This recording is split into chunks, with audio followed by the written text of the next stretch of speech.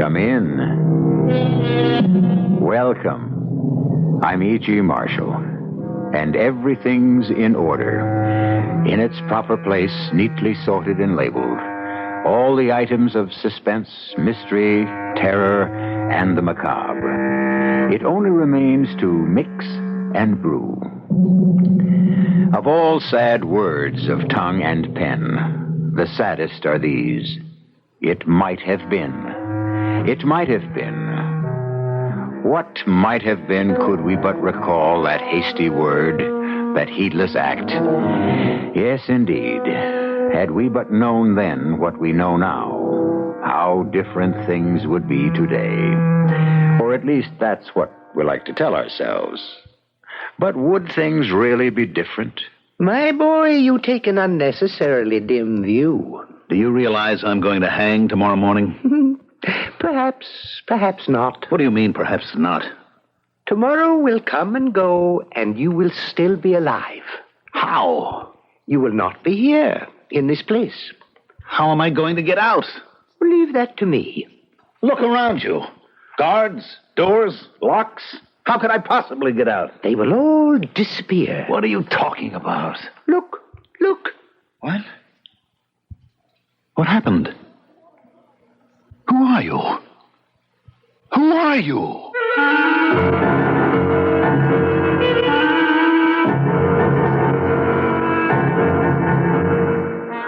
Our mystery drama, The Garrison of the Dead, was written especially for the Mystery Theater by Sam Dan and stars Mandel Kramer. It is sponsored in part by Uncle Ben's Long Grain and Wild Rice and Anheuser-Busch Incorporated, Brewers of Budweiser. I'll be back shortly with Act One.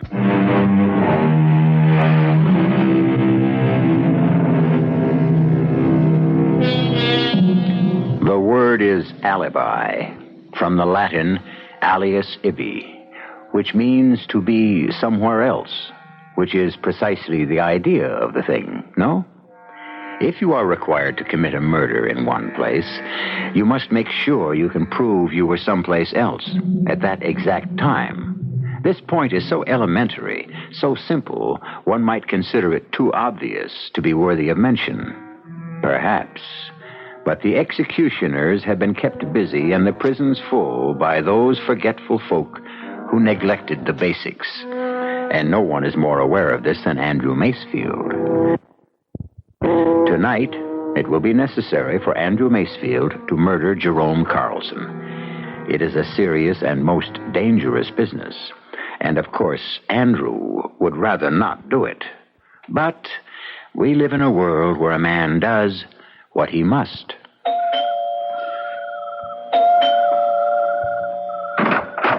Hello, Jerry. Andy Macefield. Thought you were in jail. Quit the comedy, Jerry. You knew I was out on bail. You going to ask me to come in? No. Jerry, I've got to talk to you. Whatever you and I would have to talk about has already been said. Jerry, you got to give me a break. I know all your stories by heart. Then try to understand. And remember, if sinners entice thee, consent thou not. What's this? You? You dare to quote the Bible? Sure I dare. After all, the Bible was written more for me than it was for you. I can't get over this. You going to make me stand outside? Behold, there has risen a new Andrew Macefield from the ashes of the old. Or has there?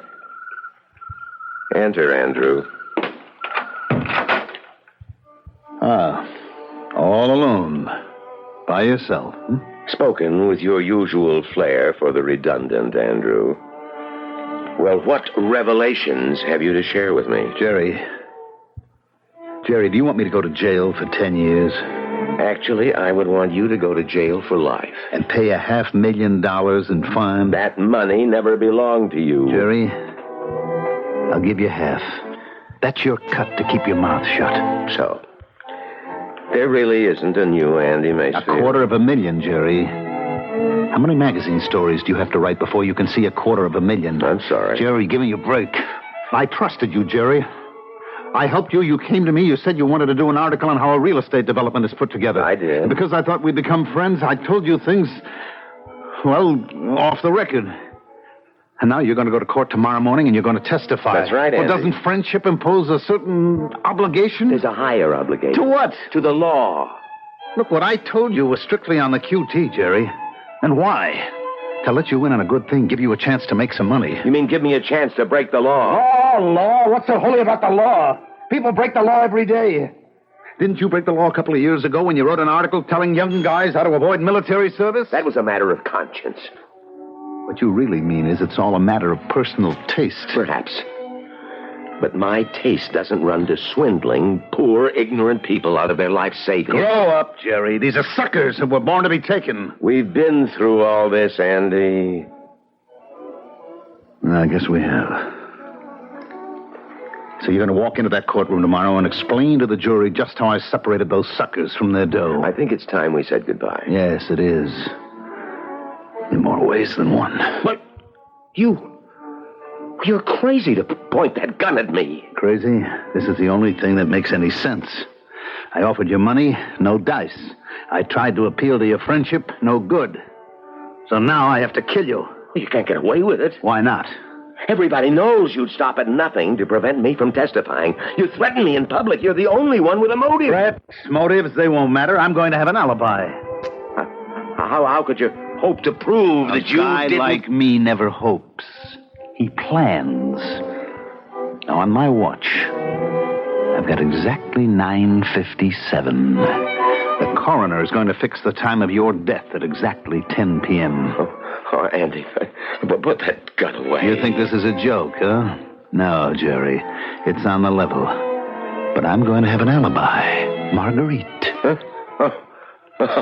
Oh, that's the best I've ever heard. Marguerite. Why is it so funny? Because Marguerite is not that kind of woman who could commit perjury. Your problem is you don't know people, Jerry. You don't know what makes them go. Marguerite may have all those letters after her name, but underneath it, she's just a woman. Now, hold it a And minute. she loves to be treated like a woman. Marguerite is in love with me. She thought she was, until I came along, and besides, I'm going to give her 10 grand. I can't believe it. Now, with my left hand, I'll just pick up this phone. I'll put it down and dial. I'm dialing Marguerite, and you'll be able to hear for yourself. Hello? Go ahead, pick it up, Jerry. Talk to the lady yourself. Hello, Marguerite? Who's this? It's me, Jerry. Marguerite, Andy's gone crazy. He's here pointing a gun at me. Oh, no, Jerry. Andy can't be there. Huh? He's here with me. No, he's here. He wants to kill me. Now, dear, he can't be at your place. He's right here, and he's angry. He's No. yelling at me. Just listen. Marguerite, listen to me. You listen, Jerome. Hear for yourself. You're not going to make a monkey out of me. You're not going to go running around with every Tom, Dick, and Harry the minute I turn my back. Oh, shut up, Andy, and give me a rest. You see, Jerome? Andy and I are having a fight. No. So, call me back later. No. Marguerite! Hang up, Jerry. That's all there is. No, listen. My voice is on a tape recorder. That apartment has thin walls. Now, you know how neighbors love to listen to a lover's quarrel. So Marguerite will swear that I was with her. No. Plenty of people will swear they heard me. But if I'm dead, everyone will know that you killed me. What everyone knows and what everyone can prove are two different things, Jerry. I've got the alibi. You won't get away with it. How could I be here to shoot you dead at 10 p.m. when I was in Marguerite's apartment in North Hastings, 35 miles away? That car of yours, that loud, flashy car, someone's sure to have spotted it. I'm not using my car tonight. I'm driving Marguerite's mousy little... Andy! Andy, what? You want to make a deal now, Jerry? It's too late. Timing, Jerry. Timing is everything in life. Who besides you would kill me? Take your watch, your ring, your wallet, break the back window. You won't fool the police. I remember that you told me that civilized men build the cities and then the barbarians sweep down from the hills and destroy them. Well, the barbarians win again. It won't work. Something will go wrong. Nothing, absolutely nothing is going to go wrong. Andy. At 10 o'clock tonight, I won't be here. Andy. Marguerite will swear that I was 35 miles Andy, away. think of what you're doing. Where has the time gone? It's exactly 10 o'clock. No, it's fast. Goodbye, my best and only friend. No. You've got to believe I'm sorry, Jerry. But that's the only way you'd have it.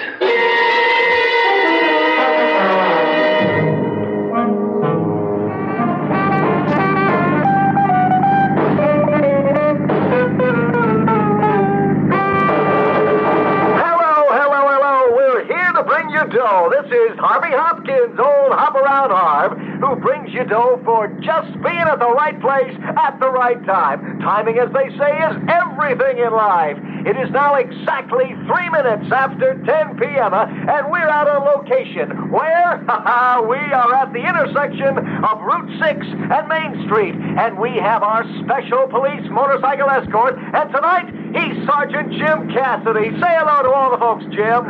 Evening. That was Jim saying good evening to everybody, but Jim will have a special good evening for you personally if you happen to A, drive past the intersection of Route 6 and Main, and B, if you have an R and a 5 on your license plate. Yes, sir, an R and a 5. An R and a 5 will make the jackpot, which is $650. All that money for an R and a 5 on your license plate, and if you're the first one to pass the intersection of Route 6 and Main, it is now precisely 4 minutes after 10 p.m., and I do believe we've got a winner because, yes, Sergeant Cassidy is gunning up that motorbike, and he's after a car that has just passed by us here at Route 6 and Main, and off we go in hot pursuit.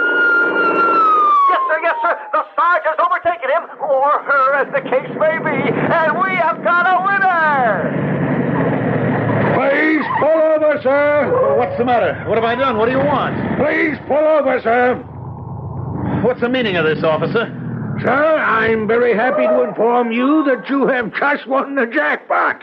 Yes, sirree, folks. He doesn't believe it. I can tell from the look on his face that he does not believe it. I don't have time to stay here. You don't have the time to reach out and grab $650. Look, do you mind if I just... The money is yours now. What's your name, sir? Please, I don't have... The rules and regulations compel us to give this money to the driver of any car with R and 5 on his license plate who passes... I don't have an R and a 5 on my plate. Is that true, Sergeant? His plate number is R55, Harv. Man, you've got it in spades! But I tell you, I don't have a... Don't you even know your own license plate number? This isn't my car. It isn't your car? No, it belongs to a friend. So, if you don't mind, I'll be on my way. One moment, sir. May I see the automobile registration? What do you want to see the registration for? May I see it, please? Now, look, I am a law-abiding citizen. May I see the registration and your driver's license? But I haven't done anything. Friend, all we want to do is give you $650. Your license, please. Yeah, sure.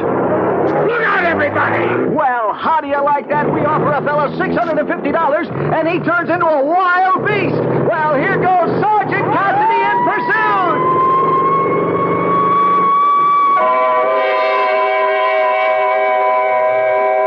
The obvious thing here would be to quote from Bobby Burns, "The best laid plans of mice and men gang off to Gley."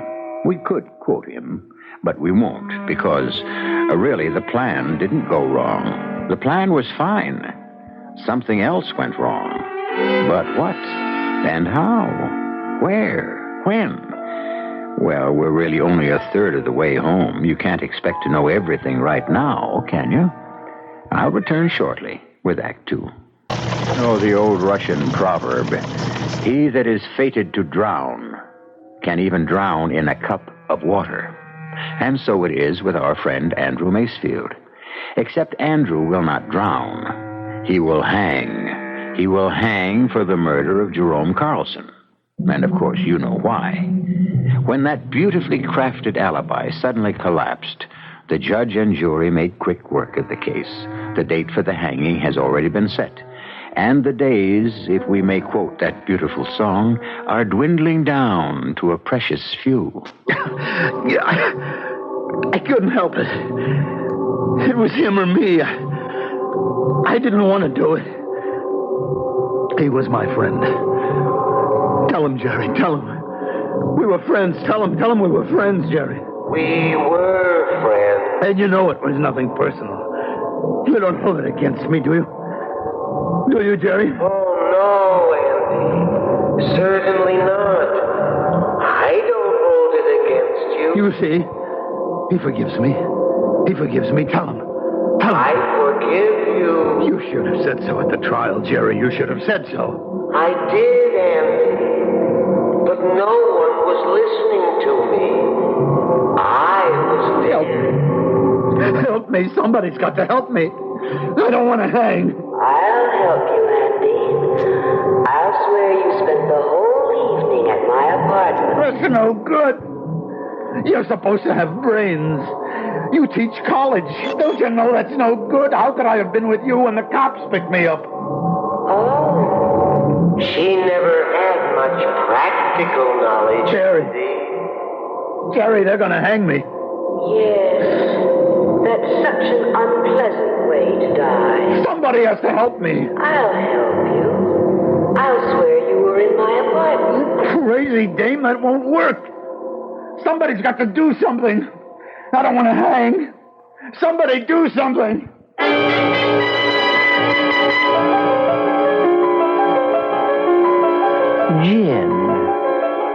Gin? Yeah, I guess you got it. I must say, Mr. Fallowfield, your mind doesn't seem to be on this game. You could be right, Mr. Paris. You've got a faraway look in your eyes. I'm thinking about somebody. Who? A fellow named Macefield. Andrew Macefield. Andrew Macefield. Would he happen to be your client by any chance? He would. Well, what about him?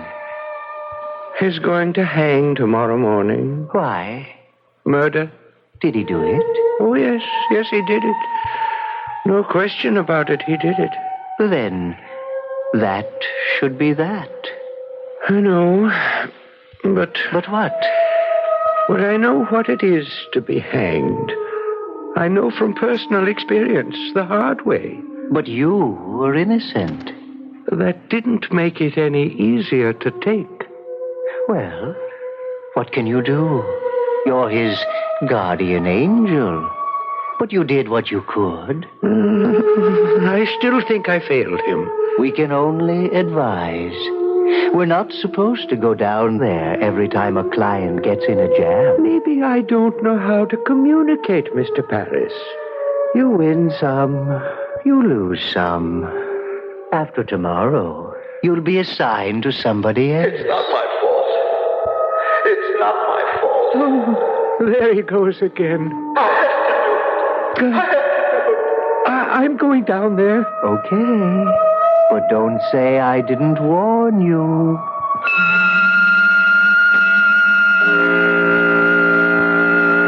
It's not right. It's not right. Help me, please. Somebody's got to help me. Mr. Macefield. Mr. Macefield. What? Hey, What? hey.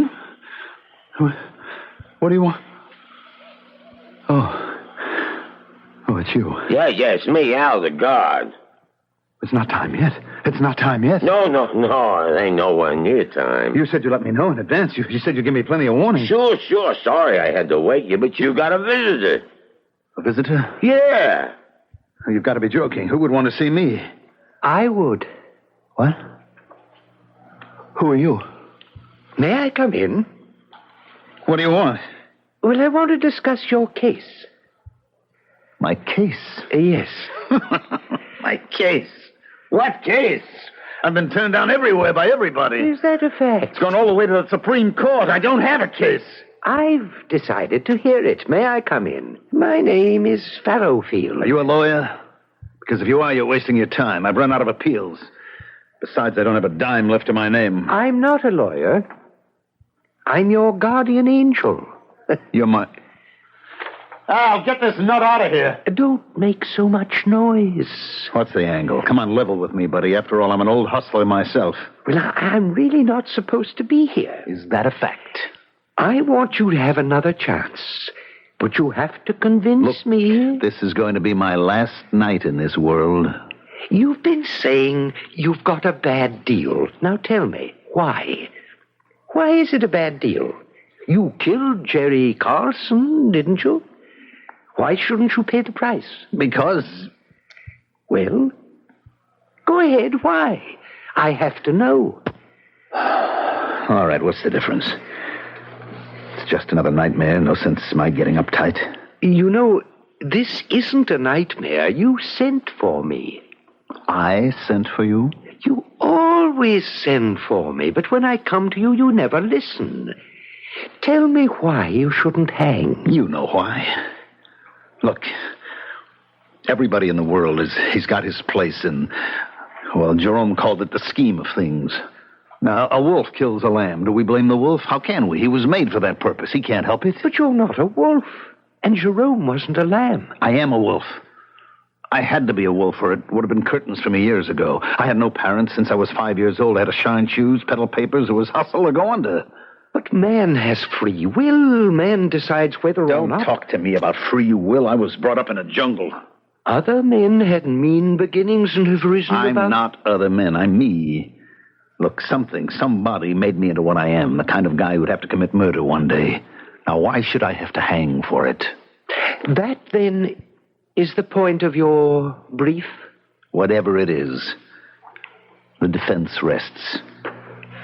But why do I say defense? I should say prosecution. Why should I be on trial? Whatever made me into what I am should get the rope. So, you want another chance? Oh, definitely. I've got one coming. Another chance? To do what? To be what I always wanted to be. What? Don't laugh. A writer. A writer? Like your friend Jerome? Yeah. You see, I learned something from him. Now, he didn't have much money. How many people ever heard of him? But he was happy. You know why? Because he was creative. And he was expressing himself in the right way. You know my problem? No. I'm a creative guy, too, but I didn't have the education to express it in stories and plays and scripts, so I expressed it in creating hustles and deals. Do you see? Yes. Now, that hustle I put together, the last one, that was a work of art. When I had to kill Jerry, even the alibi, you've got to admit, maybe it didn't work. But it had a touch of class to it. Another chance. And this time you'd become a writer. And you'd express yourself in fiction. This time, would you listen to me? Would I listen to you? Look, if this is on the level, would I forget how close I came to that rope? Will you listen to me this time, Andy? Will you? Sure. I shouldn't say this, but my job would be on the line with you. If I guess wrong, well, you've got to understand I'm going out on a limb for you. Promise you'll listen to me this time. Will you promise, Andy? I promise. Mr. Fallowfield, you're making a mistake. But he is promising. He's promised me, Mr. Paris. Okay, Mr. Fallowfield. Don't say I didn't warn you. Andy, will you become a writer? Yeah. A fine writer? And a credit to both of us? Yeah, sure. Hey, look at me. You got me believing it. Andy, in just 1 minute, a strange thing is going to happen to you. You won't be in this jail. No? Where will I be? I don't know. Because you will have lived a different life, I hope. And so you will be wherever that life has taken you. But where are you going to be? Where I'm supposed to be, Andy. Watching over you, trying to guide you. And what will I have become? What you claim you wanted. A writer. A writer? Will I be rich? Famous? Why? Is it important? As long as you're creative, isn't that the main thing? Sure, that's all that counts. Andy, in 30 seconds, you'll be 37 years old, just as you are now. But instead of being in a cell, you will be wherever your different life has led you. And Andy, I hope you keep your promise and listen to me.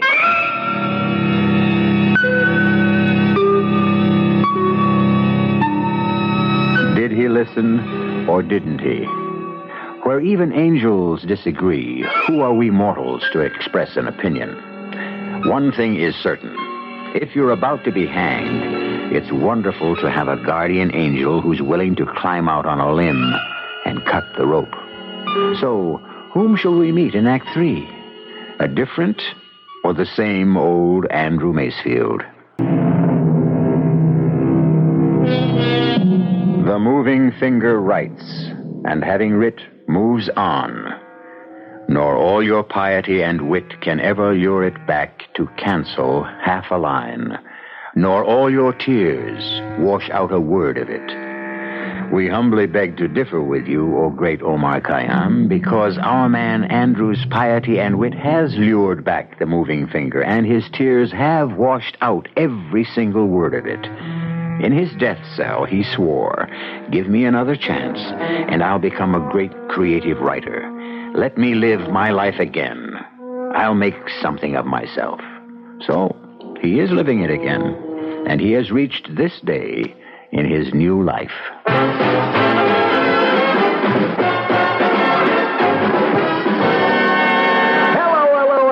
This is Hop Around Harvey Hopkins, hopping around all over town to where the action is. And right now, the action is at the Celebrity Club Party for literary giant Andrew Macefield to celebrate the publication of his latest blockbuster of a novel, Kiss Away the Blood. Hi, Andy. Hello, Harv. Andy, they tell me Kiss Away has already been sold to the flicks for the record price of 1 million smackers. Congratulations. Thank you, Harv. Yes, folks, this is the fella they call Handy Andy Macefield because he's so handy with that typing machine. How does it feel to be the world's best-selling writer? Well, I have a deep feeling of humility and responsibility. Andy, how do you answer those highbrow critics who claim your work is violent, pornographic trash? Well, I say in all humility that Dostoevsky, Dreiser, and Hemingway were slandered in a similar fashion.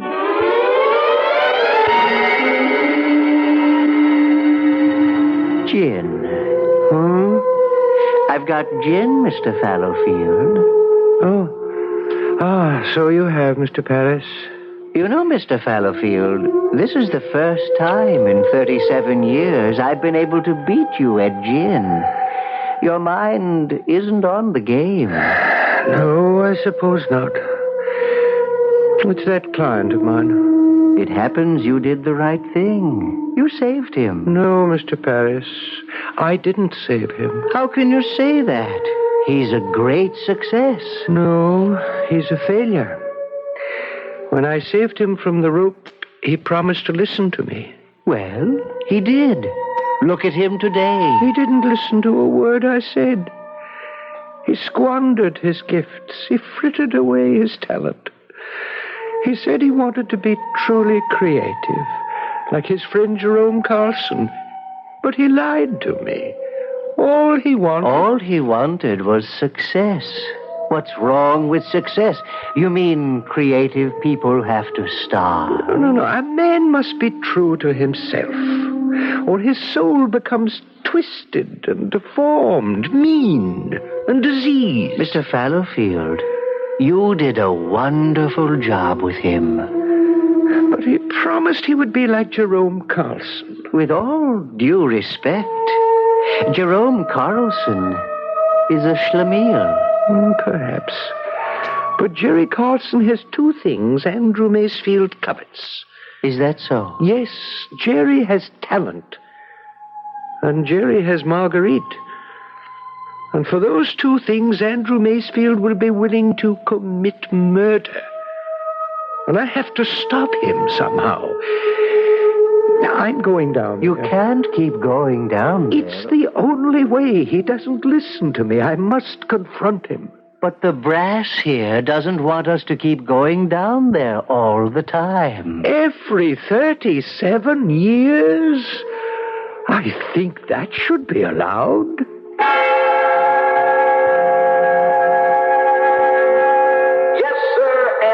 Let them criticize all they want. You can laugh all the way to the bank. Folks, let's hear it for one of the sweetest, most humble guys on earth, Handy Andy Macefield. Well, that's finally over. Mind if I turn the TV off? Jerome, why didn't we go to that party? Marguerite, my dear, you know what I think of those parties. Andy begged you to come. I wouldn't be seen. I know. You wouldn't be seen at a place where rich, successful people get together. You like to wallow around with miserable, neurotic losers. Failures, like yourself. I don't think of myself as a loser, and I don't believe I'm a failure. I write what I please. Maybe it pleases you. Doesn't seem to please anybody else. I have faith in myself. And one day... Certainly, one day, when we're old and gray. Didn't you feel sorry for that pompous jackass preening himself on that program? I am filled with humility. You're jealous. Me jealous of that untalented slob? He's a fine, sensitive, humble human being. You know, Marguerite, maybe you should have married Andy. Maybe I should have.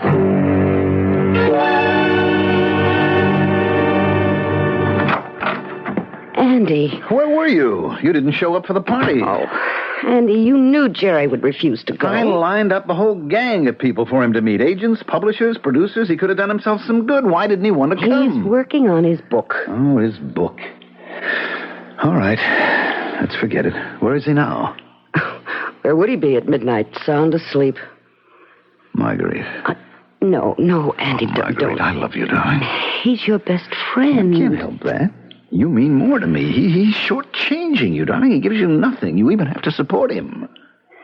Andy, he's really a great writer. Yes, a great writer who nobody ever reads. Oh, please. Oh, you keep working, honey. Keep doing without. Keep worrying about paying the bills. Get lines in your face and age before your time. I don't know what to do. Divorce him. Oh, I can't. He'd never let me leave him to go with you. That would be the final outrage. He'd kill me before he'd let you have me. What are you saying? Andy, there's only one way I could ever leave him to go with you. And that's if he were dead. Well, I don't believe it. You mean you don't want to believe it? But you're a realist. You know the things that have to be done to get what you want. Think about it. Think about what? Reality.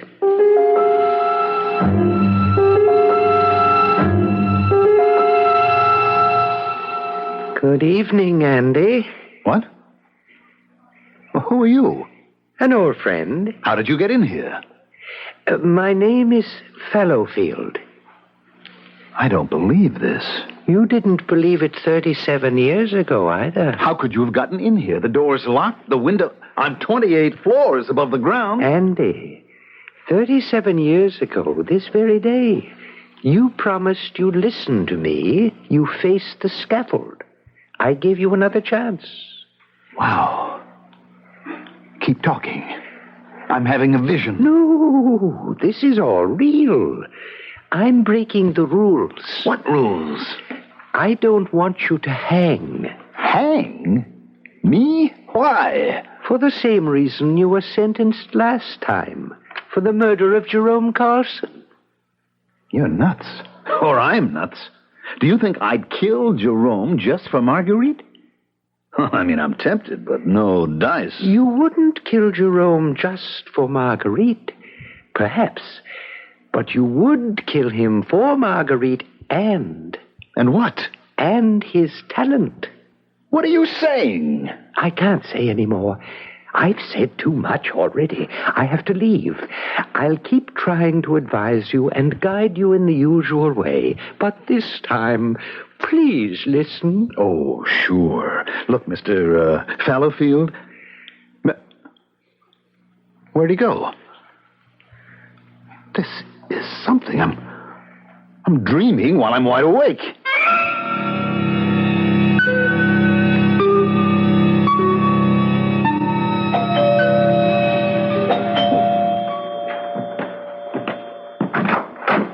Well, it's Jerome. Busy, Andy? When a pal knocks at the door, come on in. What have you got there? In this little carton... It looks like a manuscript. It is. But to call it a manuscript hardly describes it. It represents my entire life's work. In what way? It's my life as a writer, Andy. Everything I ever saw, felt. And this manuscript, these 500 pages, they decide whether I have the right to call myself a novelist. Well, I'm sure it's great. What's it called? The Garrison of the Dead. Great title. What's it about? It's about all of us. Sounds heavy. You are my closest friend. I value your opinion. I want you to be the first to read it. Oh, Jerry, I'm honored.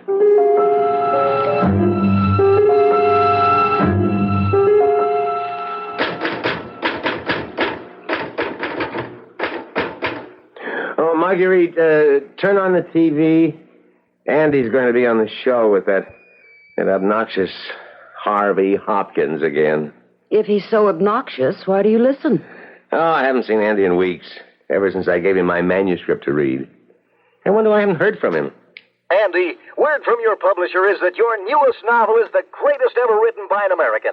Different, completely different from anything you ever did before. I quote, a big, brooding, philosophical... Yes, that's true. What's the title, Andy? The Garrison of the Dead. But that's my title. Sounds like a blockbuster. That's my book. Well, you see, man gathers in groups, but these are truly garrisons. And man thinks he's fighting for life, but in reality, he's already dead. That is Marguerite, it's mine. It's mine. He stole my book. Calm yourself, my dear. You stole my book. What book? The one I asked you to read. Jerry, are you ill? Do you deny that you stole my Jerry. book? I asked you to read it so you would see what you could have written if you hadn't frittered away your talents. I wanted you to read the work of a novelist, you pornographic hack. Jerry, you've gone crazy. You won't get away with it. I'll sue you for plagiarism. I'll expose you for the fraud you Jerry, are. please, don't make a fool of yourself. Andy, we're in trouble. Why, Marguerite? The trial tomorrow, the plagiarism trial. Andy, Jerry has proof. Proof! How could he have proof? He's been writing Garrison for 20 years. He started when he was in the army overseas. The first 2 chapters were published in some obscure provincial magazine in Germany. What are you saying? Well, the magazine went under years ago. But he has a copy with those 2 chapters and an outline. Andy, tomorrow in court he can destroy you. Us. Now, wait. Just wait. I've got an idea. Suddenly, I've got an idea. What time is it now? 6 o'clock. All right. Drive over to my apartment. I've got a plan, Marguerite. And it's foolproof. Put that gun away, Andy. You're crazy. This trial has generated too much publicity. Everyone will know that you killed me, and why? Forget that I'll have an alibi. How could I have killed you here in South Freehold at 10 p.m. if I was at my apartment in North Hastings? Marguerite's covering for you won't help. What was she doing in your apartment anyhow? People will ask. She came to me as your loyal, loving wife to beg me to go easy on you. No, you won't get away with it. Oh, yes. At 10 p.m., when you were killed by a burglar, I'll be able to prove I was in my apartment. Would your wife lie to save me? No. So you see, Jerome, I get it all. The woman, the fame. No. And you won't get the chance to show that magazine. You won't get away with it. Keep saying that if it makes you feel better. No, please, Andy, no. I'm sorry, Jerry. I'm really sorry. But I had to have that book.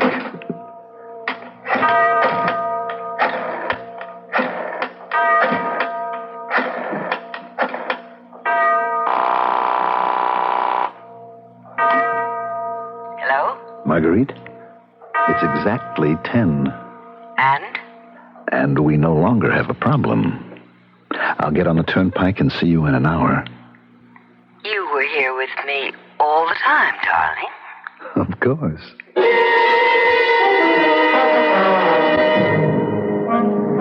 I better use the automatic lane so that no collector might see me and pick up my ticket. Hold it! Here's our man, boys. What's the matter, Sergeant? Sir, it is my pleasant duty to inform you that exactly 4 minutes past 10 this evening, you have become the 1 millionth motorist to use the turnpike. What? The Turnpike Authority presents you with his savings bond. All right, take his picture, boys. Hold it right there, sir. Now, sir, what's your name? Mr. Fallowfield. I remember.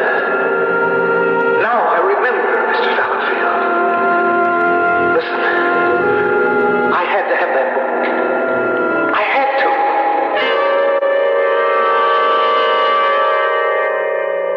to. Gin, Mr. Paris. So I see, Mr. Fallowfield. Incidentally, do you hear someone calling to you? Yes. But, as you like to say, you win some, you lose some.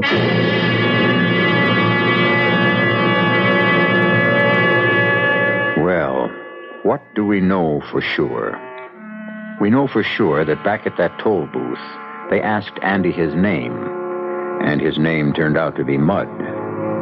And what does it prove? It proves that after a while, even the most patient, kindly guardian angel will stop listening if you irritate him long enough. So, please listen to yours. I shall return shortly.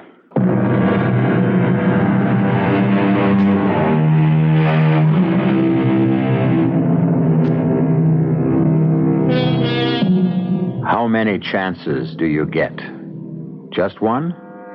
Well, how do you know? And what are you doing now?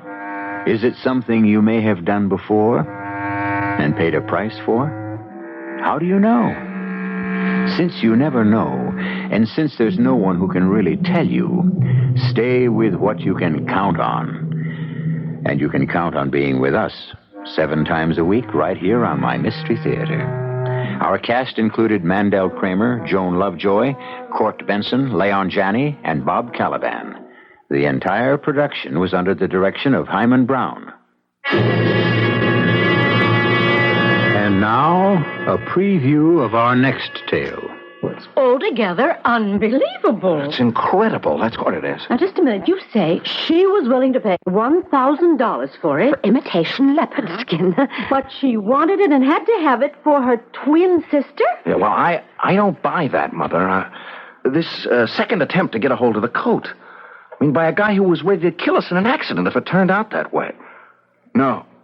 There's something about that coat. Something somebody wants. Yes, but what could anyone want with an imitation leopard skin coat? Where'd you buy it, Rose? Harrods in London. I wish I knew how to straighten out the mystery of Rose's coat. Oh, dear. You don't straighten out a mystery, you solve it. And I ought to know. I've read hundreds of them every year. I solve most of them, too. We'll try solving this one then, Aunt Ruth. Oh, well, as a matter of fact, I've been thinking, and I may have the answer. Radio Mystery Theater was sponsored in part by Buick Motor Division. This is E.G. Marshall inviting you to return to our Mystery Theater for another adventure in the macabre. Until next time, pleasant dreams.